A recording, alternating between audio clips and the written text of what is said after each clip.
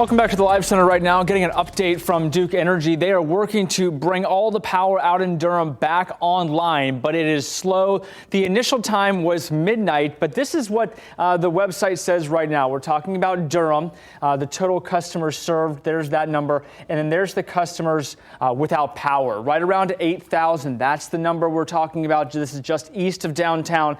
The spokesperson for Duke Energy telling us that they actually think everything will be back around 1:30 or 2 o'clock. They can't just flip the switch and bring things back on. The lines have been cold since about 1 o'clock when the maintenance crew was out there working on a substation and they ran into some equipment issues. So again, there is this warming center that was open. This is open until at least midnight. If you need some help or assistance, that's at the Durham County Health and Human Services. Certainly a big issue there tonight with these very cold temperatures. Back to you. WRAL Sports starts now. Sponsored by Heister Automotive. Hubert Davis took a lot of flack last year. Was the Final Four run a fluke? Could he coach? Could he develop? Some legitimate questions, and I think we now have our answers. Carolina basketball is back. Number 4 UNC hosting Louisville, looking to win their 7th straight. Defense, rebounding, and pace, the recipe for the Heels this season. Armando Bacot finishes off the break. He had 19 points. Cormac Ryan, one of several transfers, making a difference. Only had 6 made threes in ACC play. How about 4 in the first half? For Hubert Davis, Ryan always has the green light, and so does this next guy, RJ Davis, leading the ACC in scoring. He went through a lot last year, so you know he's enjoying this. Just beats his average with 21. And after a year when everything was hard, you got to appreciate when it looks easy. Elliot Cadeau, the freshman with the steal, surprisingly explosive. Louisville cut it to single digits in the second half, but that was short-lived. UNC wins 86-70. They say third time's the charm, right? Or maybe it's 3 strikes and you're out. Mac Brown hoping for the former with Jeff Collins. Collins introduced at UNC this week, their 3rd defensive coordinator in 6 years. He was a head coach at Temple and Georgia Tech, played at Western Carolina, even met his wife in our state. Collins taking over for Gene Chizik, whose defenses finished 99th and 111th in yards allowed per game. Collins comes in with eyes wide open, ready to build his scheme around the players' strengths. Because if you watch the defenses that we had at Temple or the defenses that we had at Florida or the defenses that we had at Mississippi State, schematically, they all were not the same. But it was based on the players that we had in the system and what we could do, with those guys. And it'll be the same process that we'll go here. Collins has already studied all of Carolina's games on film. 2 returning players that stood out, Power Echols and Kamen Rucker. Good place to start. Mac Brown calling on fans to donate to the collective this week. Maybe could use some of that money to land this guy. I confirmed Alabama safety Caleb Downs is entering the transfer portal. Downs was the freshman of the year for Bama. He's a Georgia native, but his brother Josh played for UNC, his dad Gary at NC State. There's nothing like seeing hockey live, but getting it on your TV continues to be an issue. Well, there could be a new option for the Canes. Amazon is making an investment in Diamond Sports, which means Canes games could be streamed on Amazon Prime. Diamond owns Bally Sports, who owns the rights to 37 pro teams. Diamond filed for bankruptcy last March, according to the AP. The new agreement is subject to approval by bankruptcy court. And we got the NFL divisional round on our air. Packers, 49ers, Saturday night at 8 on Fox 50, then Sunday on WRAL. Buccaneers, Lions at 3. And Ashley, I was 5-1 with my picks. Ooh. I don't think you're going to like my Bills pick, but I'm due for a loss. Gee, I wonder what it's going to be. Hey, the Bills are hosting this time. We've got a chance, okay? We've got a chance, Pat. Thank you. Yes. Freeze them out, right? I like the Chiefs. A group of theater students from Raleigh are celebrating their big win on a national stage. And coming up, the performance that shot them into first place in the Atlanta competition. Just a little change.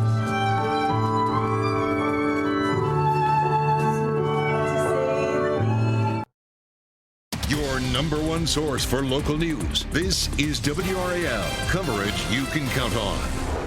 A local theater group with students from across the Raleigh area is celebrating a big win in a national competition. This is so exciting for them. The Raleigh Area Children's Theater won first place in Atlanta against 123 other junior theater groups.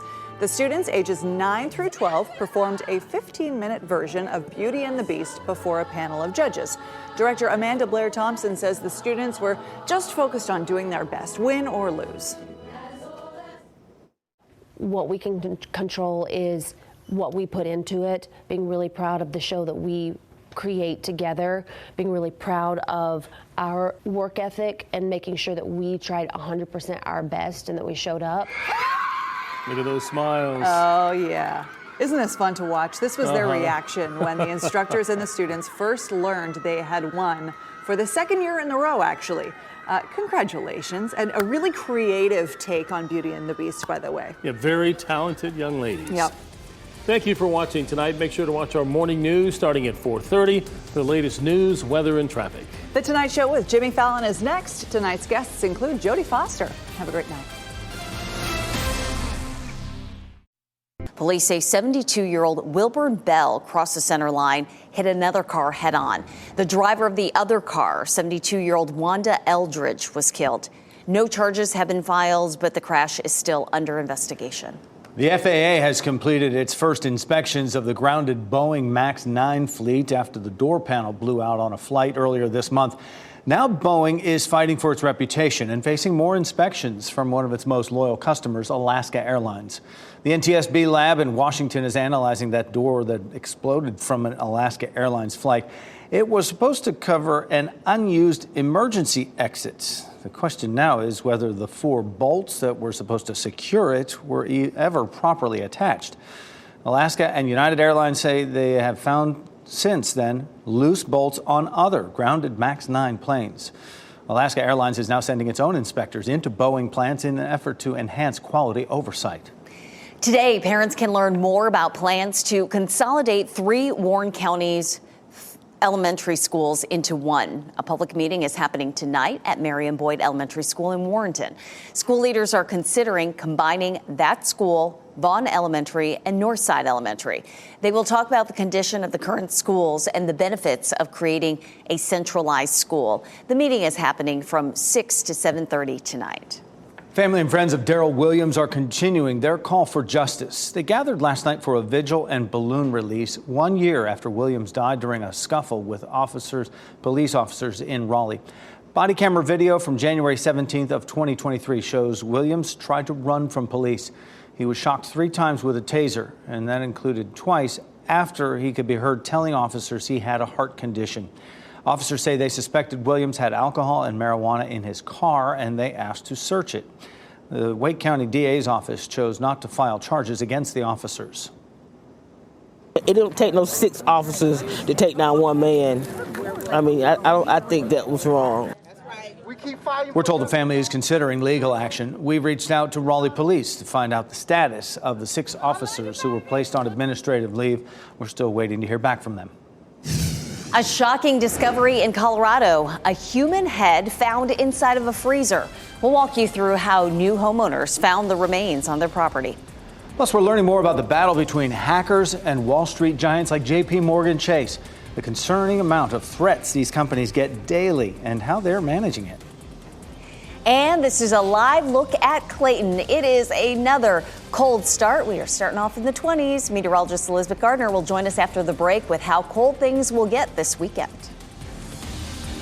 From the WRAL Severe Weather Center, North Carolina's most experienced team of meteorologists. It is 4:43 on a quiet morning. We take a live look at Apex right now, and all is quiet. Nobody's out there. It's chilly, but not quite as cold as it was yesterday. Still, we're solidly in the 20s, and it may be that the wind picks up a little bit, and we deal with the wind chill dropping down into the teens. But so far this morning, our winds are nice and calm. So 22 in Southern Pines, 25 in Lewisburg, 25 Fayetteville, 23 Irwin, 27 Goldsboro, 26 in Rocky Mountain. These temperatures are running about 3 to 5 degrees warmer than they were this time yesterday. We take a look at the wind chill forecast, though. It's possible if that wind kicks up around lunchtime, it'll feel like around 35 and 45 for the high this afternoon. The actual high will be around 50, so it's not a big difference. And if you're itching to get outside for exercise, that'll be the warmest part of the day. Elizabeth, thanks. A woman is dead and 2 others are hurt after shooting in Memphis, Tennessee. Police officers found the women shot when responding to a call just after 6 last night. Authorities say they believe 2 male suspects fled the scene. No additional information about what happened has been released. People who bought a home in Colorado made a shocking discovery. They found a human head in a freezer. Authorities say the new homeowners in Grand Junction found the head in a deep freezer in the front yard while cleaning out that property. Police have now opened an investigation into a possible homicide. Authorities believe this is an isolated incident. A state Supreme Court justice is in the clear after an ethics panel investigation ended. The panel did not recommend any discipline for Justice Anita Earls. The investigation looked into media interviews when she spoke about racial, political, and gender biases at the state Supreme Court. She's the only black justice on the 7-member court. The driver of a tractor trailer is dead after a fiery crash on a Kentucky interstate. The crash happened early Wednesday morning on I-64 near Louisville. Authorities say at least 5 vehicles were involved, including 2 tractor trailers and a garbage truck. That highway was closed for several hours while crews worked to put out the fire. NBA player Josh Giddey will not face charges after an investigation into accusations of a relationship with a minor. The Athletic reports police were unable to find evidence to support the allegations against the Oklahoma City Thunder player.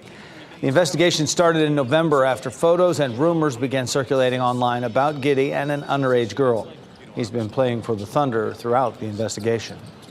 We're getting a better idea of the escalating cybersecurity challenges Wall Street titans are facing. JP Morgan Chase officials say hackers try to infiltrate its system 45 billion times a day. They say that's double what it was last year. They now invest $15 billion a year and employ 62,000 IT experts to fight against cyber crimes. That's more engineers than Google or Amazon. Wake County is considering reopening enrollment at 3 schools in the western part of the county. Apex, Highcroft, and Mills Park elementary schools are currently closed to families because of overcrowding. But the enrollment has dropped for a number of reasons, so they are prepared to open them back up for all families in the neighborhood. The school board will vote on the change next month. A new school is coming to Durham that will allow students to kickstart a career in healthcare. Duke Health, Durham Tech, and Durham Public Schools are partnering in the program. Students will have a chance to earn an associate's degree or workforce credentials in healthcare while earning their high school diploma. The CEO of Duke Health says they had nearly 5,000 nurse openings last year. As the Duke partners have said, having healthcare professionals that look like them in the workplace and then providing excellent care and service through what they do. The new school will accept 100 rising 9th graders next January. Classes are set to begin in the fall of 2025. A job fair for veterans is happening today in Raleigh. The event happens at Town Bank Center from 11 a.m. to 3 this afternoon. It's free to veterans, their spouses, active duty military personnel, and members of the National Guard and Reserve. More than 25 employers will be there from a range of industries, offering jobs starting at entry level to senior management. New York health officials say that a midwife faked vaccine records for kids. Jeanette Breen operated Baldwin Midwifery in Nassau County, which is on Long Island. According to the state's Department of Health, she gave nearly 1,500 children oral pellets as an alternative to vaccinations. Officials did not say which vaccines are involved. They voided the vaccination records of all the kids, so they must get required vaccines before returning to school. Breen was fined $300,000 for faking the records. Actor Pierce Brosnan is maintaining his innocence of charges related to a hike he took in Wyoming's Yellowstone National Park in late December. The 70-year-old actor was cited on December 26th. He is accused of walking off a trail and into prohibited thermal areas of the national park. According to court documents, Brosnan entered his not guilty plea January 4th. No comment so far from Brosnan's representatives or his attorneys. His next court hearing is scheduled for February 20th. Nearly 70 fans needed medical attention after braving the cold at last week's wild card game in Kansas City. At kickoff, temperatures were -4 degrees and -20 degrees, accounting for wind chill. And it only got colder as the game went on. 69 people needed medical aid after the game, at least half suffering hypothermia symptoms, according to the Kansas City fire chief. 15 people had to go to the hospital, including 3 with frostbite symptoms. Electric vehicles have a hard time in the cold. Can't travel as far or hold a charge as well, but industry experts are working on ways to fix that. An NC State engineering professor says there is no single solution. He says companies could create jackets or covers to keep the batteries from getting too cold. Another option, he says, is to charge or change the chemical makeup of the batteries themselves. One Raleigh driver says his battery quickly depleted overnight. All summer it was great. But it's starting to get cold now, so it'll, you notice it overnight, it drops faster with the cold, and the charge doesn't hold as well. The NC State professor says he knows industry professionals who are working on ways to fix the problem. It just might take a little time. A hunter was reunited with his dog following a daring rescue near Reno, Nevada over the weekend. The man called for help when his dog got trapped on the steep, jagged rock face. A rescue team jumped into action, scaling the rocks and then lowering the hunter and his dog to safety. In a Facebook post, the sheriff's office there said the hunter was wise to call for help rather than risk it alone. That is a daring rescue, even, let alone how did he get up there, as I wonder. And with a dog, how do you get on the side of a cliff with a dog like that? Incredible. Let's get over to Elizabeth Gardner right now in the WRAL Severe Weather Center. Here I thought we were acclimating to the cold weather, but it's just not as cold as yesterday, right? Right, yeah. It's not that big of a difference. And, you know, we're still not done cooling for the night or the morning, whatever you want to call it. Our temperatures will keep dropping. And so we tend to see the lowest temperature right around 7 a.m. So we're going to be close to yesterday. It's just not quite as breezy, which makes it feel better. We take a look outside at Franklinton. It is 28 degrees right now. Temperatures will likely drop on into the mid-20s. And if the wind picks up at all, it'll feel, again, like it did yesterday, on down into the teens in a lot of places. Our dew point's 12. That just means it's nice and dry. And of course, our skies are clear, so we have the top of the tower lit in blue. We are likely to see increasing clouds later on this afternoon as we see some rain approaching for overnight tonight. And we're going to talk more about that in just a bit. Right now, it is 19 in Roxborough, 22 Southern Pines, 25 Fayetteville, 23 in Goldsboro, 26 in Rocky Mount. Our warmest spot on the map is right here in the Triangle. We take a look at our 24-hour temperature change. Anywhere from about the same in the south to as much as 6 or 7 degrees warmer from the Triangle area on up towards South Hill. It was cold enough, of course, to begin the Fountain Mountain. And if you haven't lived here for long, you're probably wondering, what in the world are we talking about? Notice our fountain right outside the building has a mountain of ice on it. And this is a long-standing tradition here at WRAL, but I'm not sure that last year we even had a Fountain Mountain. So it has begun, and it may continue to grow over the weekend as our temperatures drop again. But today, on the milder side, 50 degrees in Raleigh, 48 Durham, 53 in Fayetteville. That's going to be about 10 degrees warmer than yesterday, but still a little bit below normal. The blue shaded area, of course, temperatures below normal, but then we have another Arctic blast that comes in over the weekend. The darker purple areas are where temperatures are well below normal. So we'll see that through the weekend. And then we have a nice little warm up. Notice how the colors start to change to yellow and orange. We should be back closer to normal by the middle of next week. 32 is our normal low. Now tomorrow we'll see temperatures in the mid 30s. That means that the rain that we see overnight tonight is going to be just that, just rain. But Saturday morning, 22, 18 Sunday morning, 21 on Monday morning. So again, we've got some more cold temperatures on the way. The wind chill for Saturday morning could be around 11, and on Sunday morning around 8 degrees. So Sunday morning looks like it's potentially going to be the coldest one that we will see all week long, even colder than yesterday morning. A cold day Saturday too, 35. We'll see a high of 41 on Sunday, and then we're looking much more normal. And look at that. We tacked on some 60s into the 7-day forecast. Wouldn't you know it? It looks like it may rain when it warms up. Hey, I'm liking that. Yeah, temps up. Yeah, we're due for some warmer temperatures. Kanye West is showing off a new look. We'll take a closer look at his experimental dental work next. Plus, the search for a man who saved a litter of puppies. That search continues. We'll tell you the touching reason he decided to drop them off at a shelter.